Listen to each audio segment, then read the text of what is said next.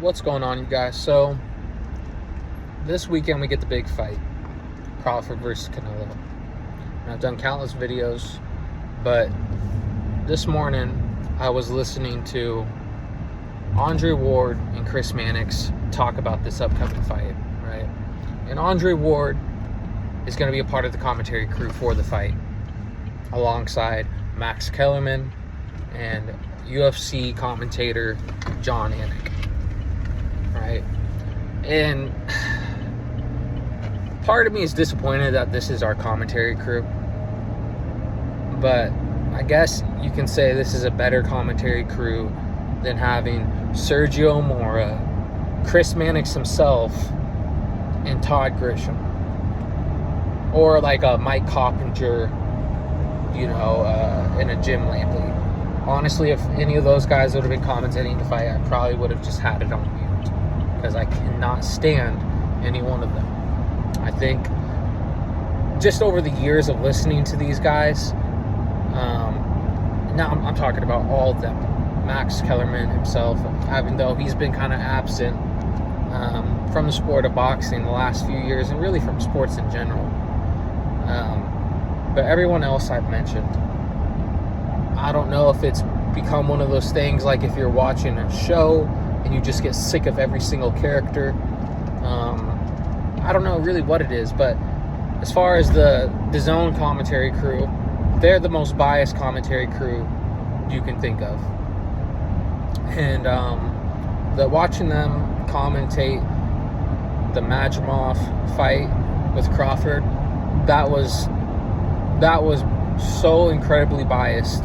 They would, point out that, Majimov landed a right hand, but leave out the fact that Terence Crawford would land a 3-punch combination either before or after Majimov would land anything.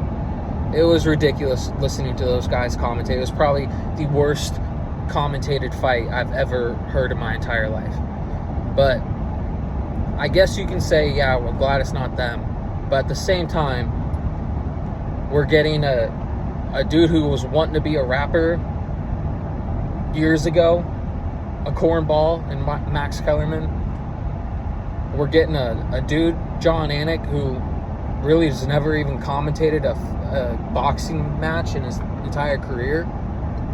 Dude's a UFC guy. Why are we giving UFC guys like this dude the opportunity to commentate possibly one of the biggest fights ever?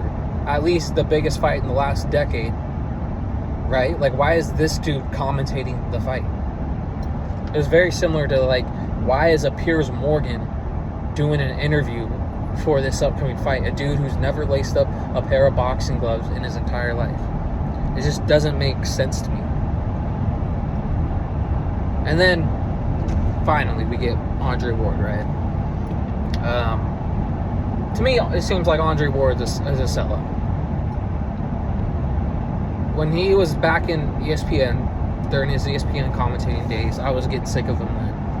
And that was just because I would watch some of these fights that would be on the, on the channel, ESPN Plus, and they would throw his scorecard in there, and I'm just like, I don't know what fight you're watching, dude. Like, for example, the Crawford-Porter fight. He was insinuating, and in fact, I think he even had him up before the stoppage. I think he had Sean Porter up on the scorecards. And I don't understand how you can have Sean Porter, winning that fight. Will I say the fight was competitive? Yeah, I would say it was competitive. Sean Porter was active, but it wasn't his typical, rush in there, and be super, just throw your head in the way and just throw a bunch of winging shots. He was a little bit more, patient, selective of his shots during that fight. It wasn't typical. He was a little bit more patient. But regardless, I don't know how you have Sean Porter, ahead in that fight. I don't know what you're watching. I really didn't. And I was shocked because Andre Ward is a Hall of Famer, a 2-division world champion, a former gold medalist, right? And I'm sure Andre Ward's boxing knowledge is off the charts, right? But I don't know how you have Shawn Porter winning that fight.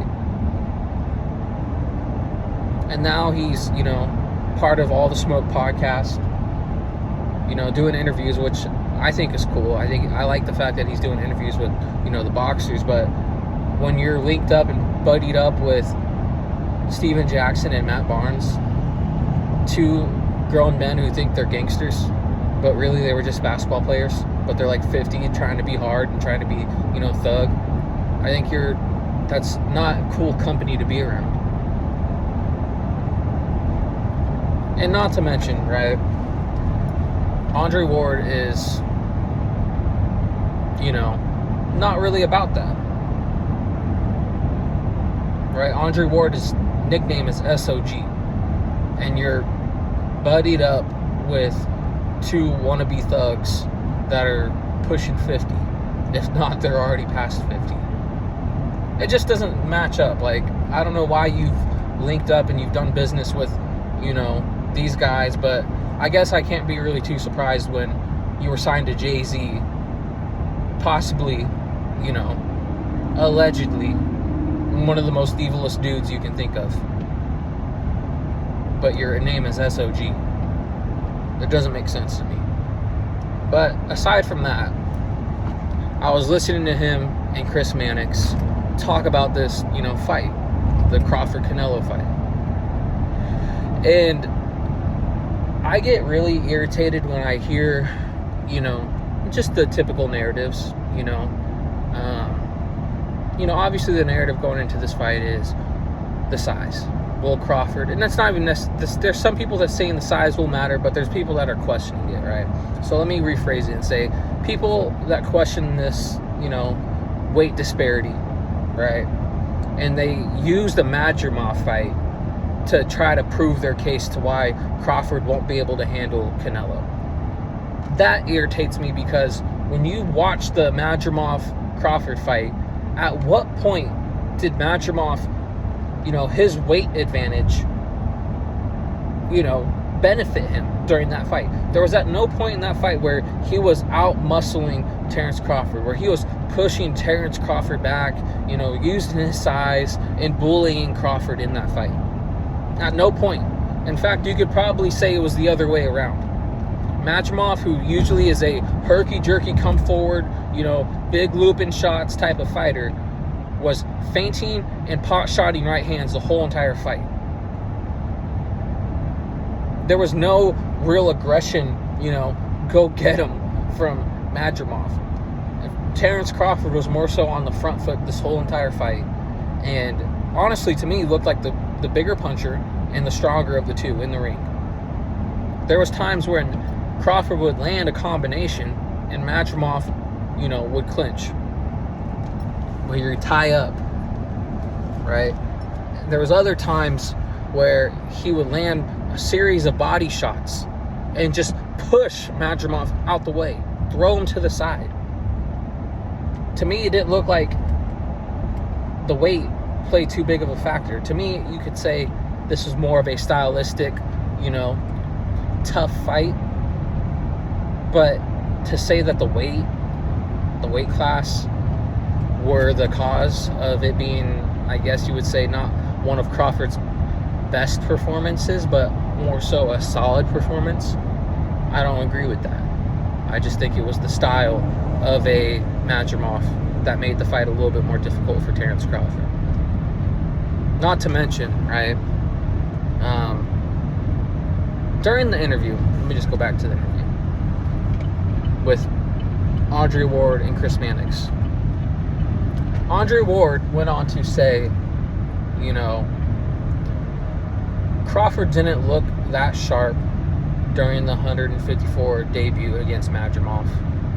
And he didn't look like he filled out well to the weight class, which I don't agree with at all. I don't agree with it. He looked ripped at the weigh-in.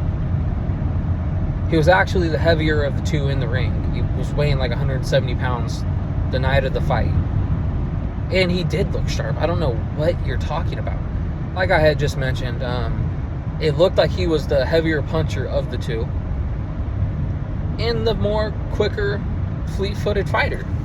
So I don't understand what Andre Ward saw or what he was really looking at when it came to that fight.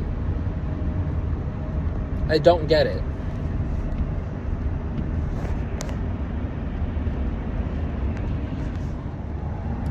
But regardless, we're going to get the fight this Saturday, and all the questions will be answered. Right?